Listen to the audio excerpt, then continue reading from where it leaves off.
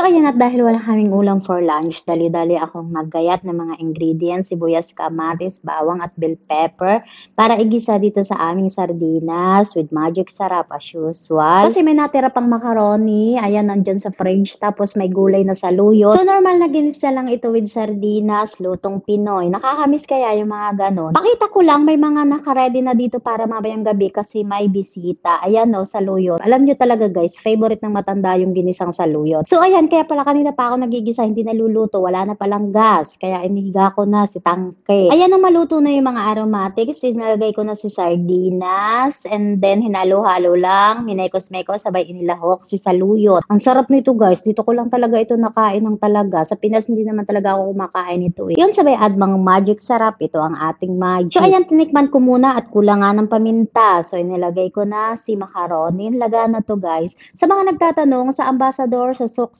Salmiya po kami bumibili ng mga Filipino foods. Dito sa Kuwait, hindi mahirap umorder kasi kahit sa online, ang daming Filipino product. Kahit sa mga Jamia or supermarkets, pwede kang makabili ng mga Filipino products. Hindi mahirap maghanap ng mga Filipino products dito guys. So ayan, sobrang thankful namin. Sobrang thankful namin kasi dito sa bahay, allowed kaming magluto ng mga pagkain namin. Allowed kaming bumili at umorder kahit sa online. Kaya very thankful kami. Nagpapasalamat kami kay God kasi nakatagpo kami ng, alam nyo guys, ng ganitong employer na sobrang babae. Kaya lagi at lagi kong sinasabi guys, ang swerte ni Juan ay hindi swerte ni Pedro. Kaya be grateful kami lagi. Be grateful na mayroon kaming mga employer na ganito.